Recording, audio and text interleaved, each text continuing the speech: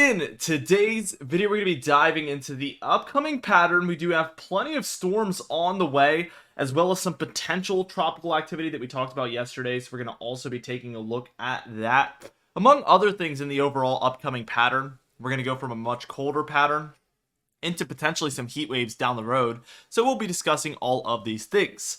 Before we dive into things, I also uploaded my second vlog, officially like 4 days late. I meant to upload it last Sunday, so I do apologize for that, but it is about 20 minutes long.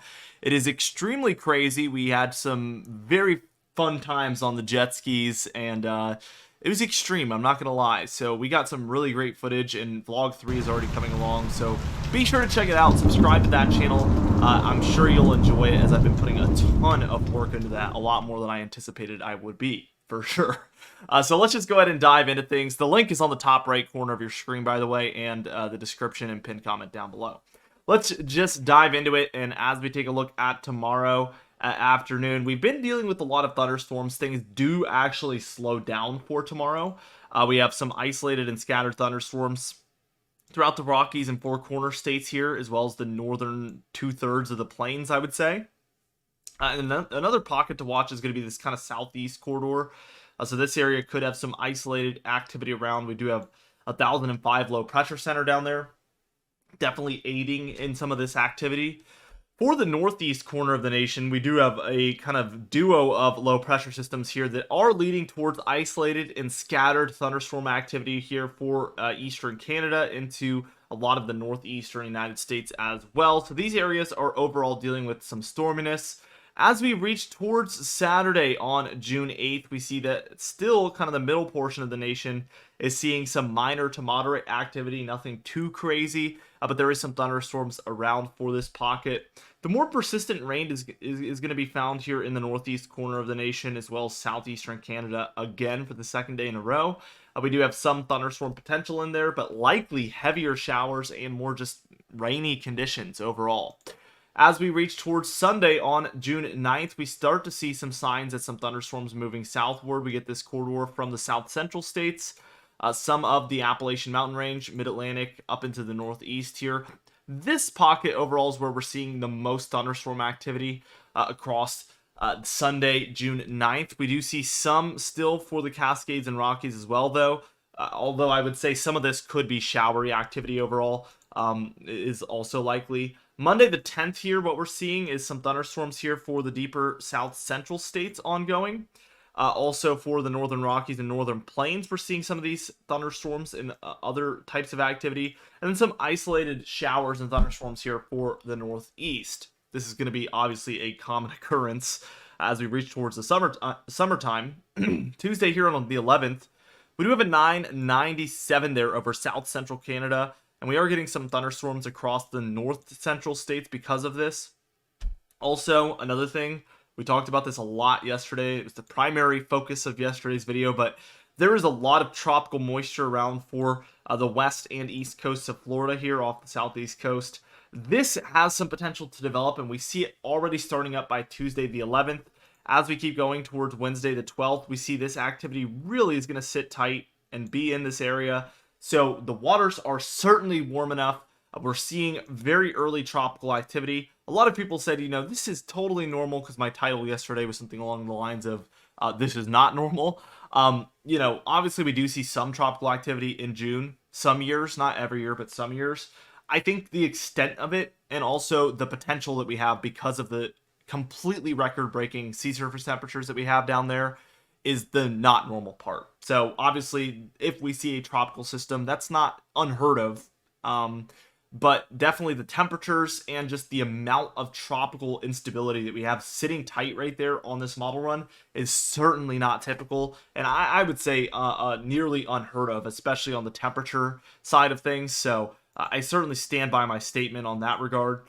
Thursday on the 13th, we continue to see this tropical activity just sitting tight. Nothing developed on this model yet, but we see the Caribbean, Bahamas there, and then a lot of the Gulf here dealing with this tropical moisture day over day, just really sitting tight. Here's Friday, and again, we still have just tons of activity in this area.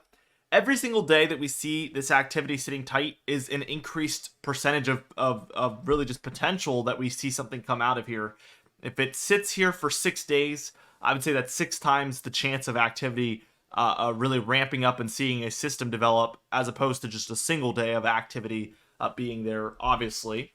We do have a 994 by this chance, or by this point, better yet, over North Dakota. Some activity extending from the Cascades, Northern Rockies, into the Northern Plains there as well. I want to talk about everything else going on around the nation as well.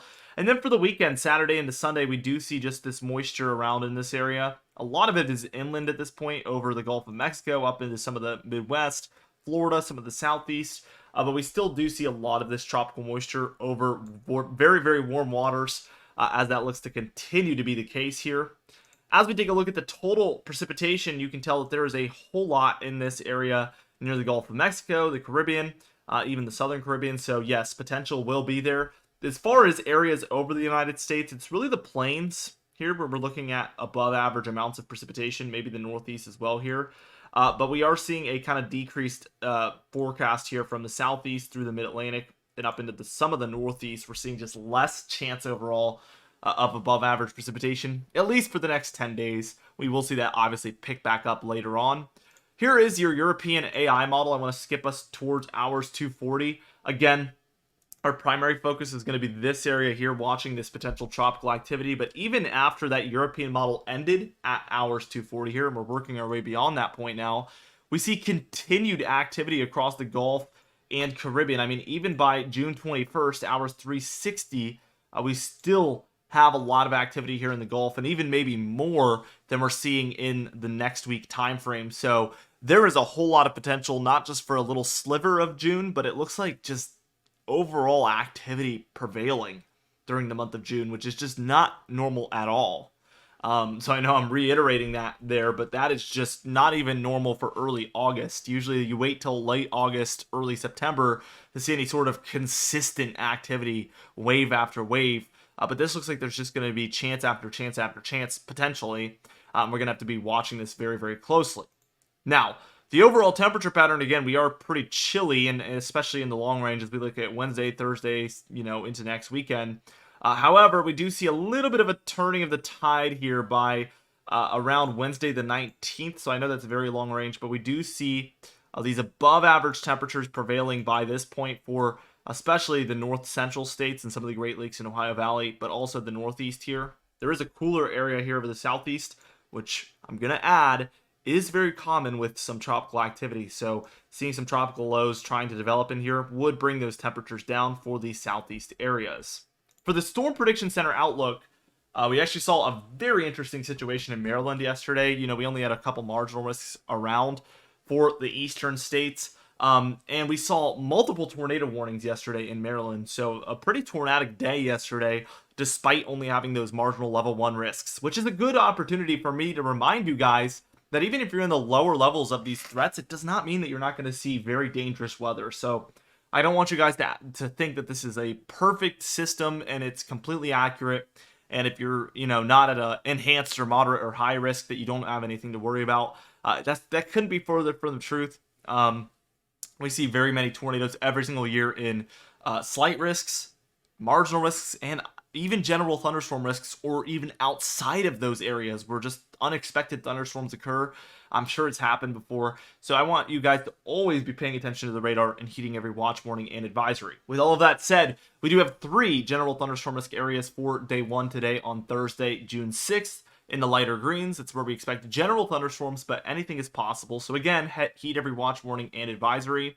Your 3 darker green areas there is going to be your level 1 marginal risk areas, where we expect isolated severe weather to be possible. And then your 3 yellow areas is going to be your level 2 slight risk areas, where we expect scattered about severe weather to occur.